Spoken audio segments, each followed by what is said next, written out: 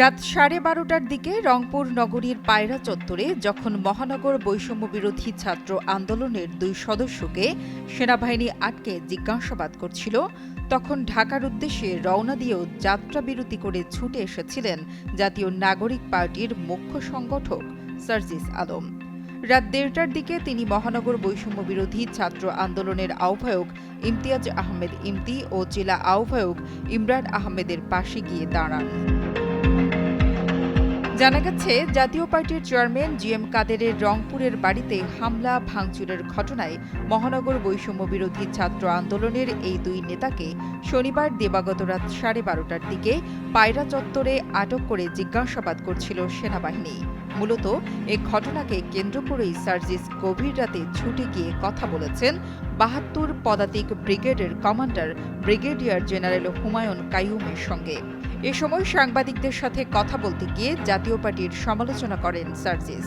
2024-এর এই অভ্যুত্থানে যারা ফ্যাসিস্ট বিরোধী লড়াই করেছে, আমরা এটা বিএনপি বলি, এটা জামায়াত বলি, এনসিপির বর্তমানে যারা নেতৃবৃন্দ আছেন তাদের কথাই বলি না কেন, আমরা দেখেছি আমাদের বিএনপির ভাইদের বিরুদ্ধে যখন মিথ্যা মামলা, গুম, খুন, হয়রানি এরকম লক্ষ লক্ষ মানুষের সাথে এই বিষয়গুলো হয়েছে, যখন জামায়াতের অনেকের সাথে এই বিষয়গুলো হয়েছে, তখন জাতীয় পার্টি ক্ষমতার সাথে নেগোসিয়েশন করে বিরোধী দল, দামি বিরোধী দল সেজে আওয়ামী লীগকে সরকারি দলের বৈধতা দিয়েছে। আমরা আমাদের জায়গা থেকে আমরা একদম এটা বিশ্বাস করি যে আওয়ামী লীগ তারা বাংলাদেশে যেই কাজ করেছে একই কাজ বি টিম হিসেবে জাতীয় পার্টি করেছে, এবং আওয়ামী লীগের যে কনসিকুয়েন্স হয়েছে এবং আগামীতে আরও হবে বলে আমরা প্রত্যাশা করি, একই কনসিকুয়েন্স জাতীয় পার্টির হওয়া উচিত। অস্থিতিশীল একটা পরিবেশ তৈরি করার একটা প্রক্রিয়া। তো সেই জায়গায় যখন জাতীয় পার্টির ব্যানারে বা নামে আওয়ামী লীগ বা তাদের দোসররা আবার এভাবে রাস্তায় নামবে, এটা শুধু স্থানীয়ভাবে নয়, পুরো রংপুরের বা পুরো দেশের আইনশৃঙ্খলার পরিস্থিতির জন্য আমরা মনে করি বিপজ্জনক। সেই জায়গা থেকে আমরা যতদূর জেনেছি যে যখন জিএম কাদের এসে ওয়ালটন মাইক্রোওয়েভ ওভেনের খাবার গরম রাখে দীর্ঘ সময় ধরে। ওয়ালটন মাইক্রোওয়েভ ওভেন আবার স্থানীয় নেতৃবৃন্দের সাথে মিটিং করছিলেন, আমরা মনে করি এটা এখানকার জাতীয় পার্টি আওয়ামী লীগকে সংগঠিত করার একটা প্রক্রিয়া, যেটা এখানকার ফ্যাসিস্ট বিরোধী আন্দোলনে যারা লড়াই করেছে তারা কখনো এটা মেনে নিতে পারে না। সেটা এনসিপি হোক, আমাদের বিএনপি হোক, জামায়াত হোক বা অন্য যে কোনো আমাদের সহযোদ্ধারা হোক, তারা কখনো মেনে নিতে পারে না। সেই জায়গায় তারা বিক্ষোভ মিছিল করেছে, কিন্তু এই বিক্ষোভ মিছিলে প্রথম জাতীয় পার্টির স্পেশালি জিএম কাদেরের সমর্থকরা হামলা করেছে, এবং এই হামলাটা যখন তারা করে দেশীয় অস্ত্র লাঠিসোঁটা নিয়ে কিন্তু হামলা করেছে।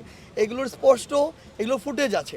শুক্রবার জাতীয় পার্টির চেয়ারম্যান জিএম কাদেরের রংপুরের বাড়ি দ্য স্কাই ভিউতে হামলার ঘটনায় বৈষম্য বিরোধী ছাত্র আন্দোলনের নেতা কর্মীদের উপর জাতীয় পার্টির হামলার অভিযোগ তুলে মহানগর কোতোয়ালি থানা থেকে মামলার আবেদন করে ফিরছিলেন 2 নেতা।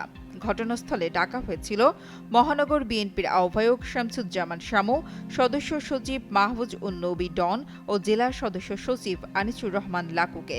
এ হামলার সঙ্গে আরও নেতা কর্মীরা জড়িত কিনা সে বিষয়ে খতিয়ে দেখছিল সেনা সদস্যরা।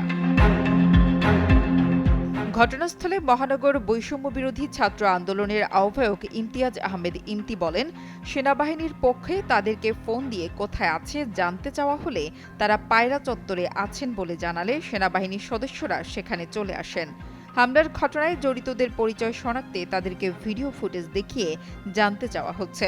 এ সময় বিএনপির মহানগর কমিটির আহ্বায়ক শামসুজ্জামান শামু বলেন, সেনাবাহিনীর পক্ষ থেকে আমাদেরকে এখানে ডাকা হয়েছে।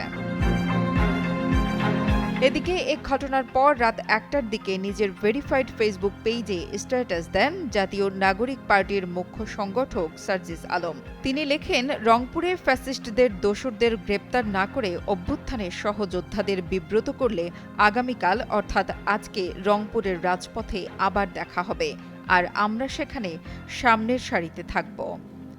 নুসরাত জাহান কলি, কালের কণ্ঠ।